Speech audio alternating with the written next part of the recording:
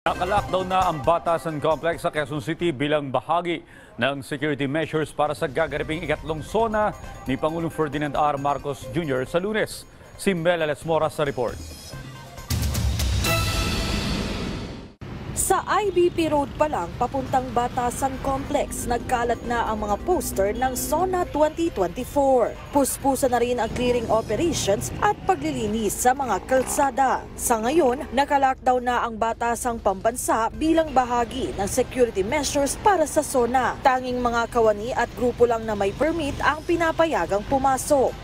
Sa Lunes sa mismong araw ng ikatlong State of the Nation address ni Pangulong Ferdinand R. Marcos Jr., makakapasok na ang lahat. Pero asahan ang mahigpit na seguridad. Una nang inanunsyo ng pamunuan ng Kamara na tapos na ang lahat ng isinagawa nilang renovation para sa SONA. Isang blessing ceremony rin ang idinaos para rito kasama sina House Committee on Accounts Chair Yeda Marie Romualdez at Tingog Party List Representative Jude Asidre. Ang mga kongresista may kanya-kanya na ring SONA wish o mga nais nilang marinig sa talumpati ng presidente. Sila Lanao del Sur 1st District Representative Sia Alonto Adjong, mga bagong hakbang ng administrasyon ukol sa West Philippine Sea ang inaabangan.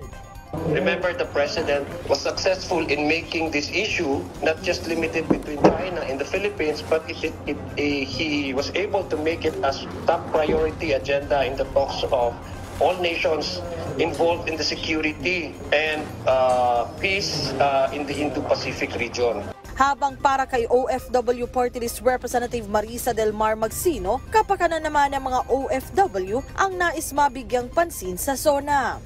Kung si House Deputy Majority Leader Erwin Tulfo naman ang tatanungin, mga solusyon sa iba't ibang hamon ngayon tulad ng issue sa inflation, sahod at WPS ang nais marinig. I'm sure meron din dyan yung mga accomplishments sa Pangulo from the last time na he made the SONA speech niya, may mga accomplishments. Pero what we really want to hear, yung taong bayan, kahit kami sa Kongreso, yung solutions ng gobyerno para if there's anything that he wants, the executive wants help from Congress, from the legislative, then we can react and we can do something. Patungkol naman sa seguridad sa SONA, pinawi rin ni Tulfo ang pangamba ng ilang natakot sa naging pahayag ni Vice President Sara Duterte na siya ang designated survivor kaya't hindi siya dadalo ng SONA. May mga nagturing kasi rito bilang banta bagamat itinanggi na yan ni VP Sara.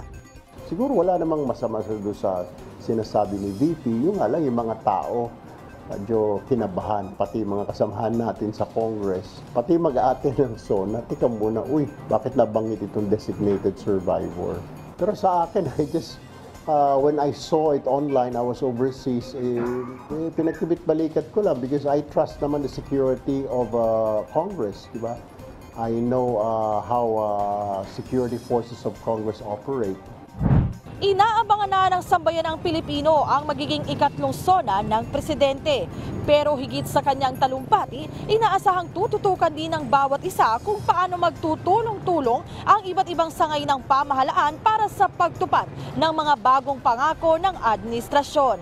Mel Alesmora para sa Pambansang TV sa Bagong Pilipinas.